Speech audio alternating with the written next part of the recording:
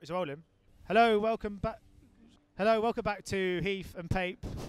It's actually called that now, isn't it? It is. We're here at the Toronto 2017 Film Festival, and we're going to be reviewing the best film of the year by far, Call Me by Your Name. Absolutely. Now, I saw this film today. You saw this film when? In Berlin, because what I do, right, is I go and see films not knowing if they're going to be good. Paul waits to hear the buzz and then goes, now I'm going to go and see it. You had to wait to find out other people liked it before you even need to give it a go. We kind of did that last year with Moonlight, which we didn't even know existed this time last year when it was playing at the festival. And obviously that went on to win Best Picture and all sorts of stuff. But it did. Call Me By Your Name, not a million miles away from that film. Am I right? Well, it's equally as beautiful a movie, I think. I don't think, in terms of quality, I wouldn't say there's too much difference. I think Moonlight had what that had over it was it looked better on the big screen. I think the cinematography was incredible. And actually, to be fair, I think Call Me By Your Name's got great cinematography as well. But I think this is more the acting for me, and just and also there's a slightly more uplifting tone, isn't there, to Call Me By Your Name? It's more about a celebration of love rather than a study of it, how it can be quite. Yeah, it's more fun. Anguish it is much more beautiful to look at, I thought. It's a lot more glistening. Well, Moonlight was very gritty. This is the opposite. Well, it just sort of starts at the beginning, doesn't it? It just says, like, set somewhere in Italy. And I just love that. It's just this kind of woozy, sun-baked Italian affair. And, of course, we've got the gorgeous Armie Hammer in the lead role. It's what it's about. Right, so what it's about. It's directed by Luca Guadagnino, who did Bigger Splash. And it's about it's a professor played by Michael Stuhlbarg, that's his name, isn't it? That's right. Michael Stuhlbarg. And he has a young teenage son played by Timothée Chalamet. And they have students come and stay with them over the summer, one of which is Armie Hammer. And then a romance breaks out between Armie Hammer and the teenage son of the professor. Spoiler there. Happens quite late into the film, that. That's pretty much what the whole film's about, is their romance. Yeah, but what I love about it is that, to begin with, I don't know about you, but I don't want them to be together because I think there's a bit of an age gap, right? Because Armie Hammer is there as a student who's there kind of with his father, isn't he? He's there to kind of work in collaboration with this professor, and he kind of falls in love with a teenage boy. And it felt, to begin with, I was a bit like, well, I'm not sure how I felt about a 16, 17-year-old 17 years, and a boy and a man kind of late in his late 20s. I wasn't sure.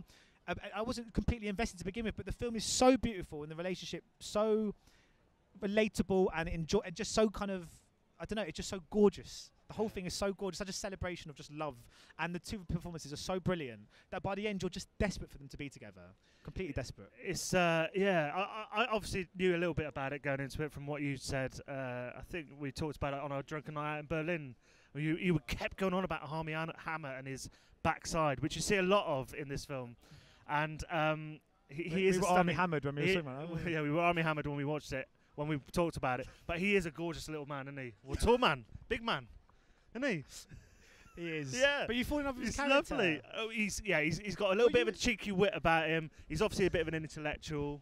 Yeah. And you are. And smart, don't you? Yeah. You are like this little boy in the film, this 17-year-old. I was like him. I was like, I'm gradually falling in love with you. Well, he became infatuated by him, and you kind of adopt the perspective of the character. So in turn, you almost do as well. And you want them to get. I wanted them to get together in the film. I wanted them to come. And were they going to get together? Because there's obviously something else that happens as well that involves a younger girl.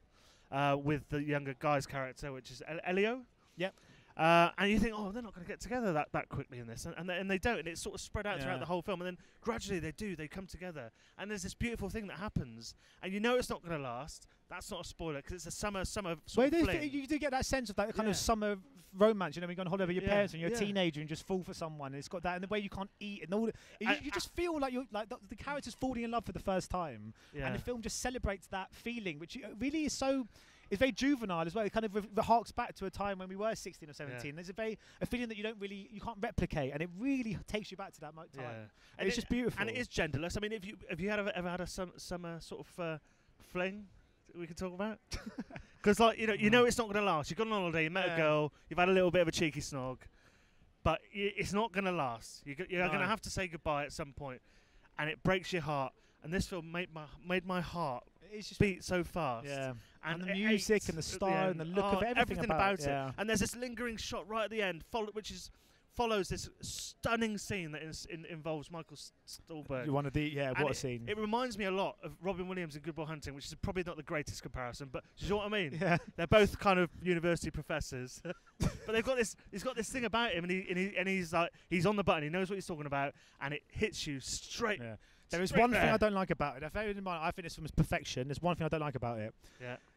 the idea of calling you by someone by your own name, right? Should we try it now? I don't like that. I couldn't be sharing an intimate moment with my fiance and just say to her, "Hi, Stefan." I couldn't do it because it'd be weird if she like I couldn't. Hi, Paul. No, it's weird. See, I thought the whole film was beautiful, but that one moment just was a bit. That doesn't make sense. It doesn't make sense. I'm not gonna. Is there anything romantic about calling someone by your own name?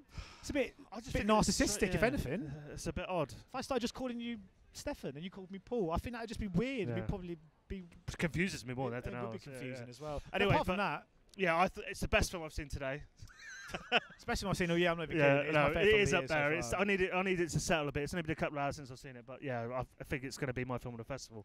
Yeah, no, calling it on day one is again. Yeah, and also I think this time last year I would have said that it will just be one of those films that gets critically acclaimed, people like it, and it comes and goes. But after Moonlight's success last year, I think it gives films like this, kind of independent films, looking into obviously this is a gay romance as well. Looking into, I think there's no reason why this can't go on to do well at the Oscars. Absolutely, it could genuinely win Best Picture. I don't think it will, but it could, and I think that I wouldn't have thought that a year ago. There'll definitely be acting nods, I think. Oh, I want it to win everything. Yeah, hopefully it will. Anyway. Right. Anyway, thanks, Stefan. Thanks, Paul. There we go. We'll see you in the next one. Again. It's not as romantic as when they do it, is it? No.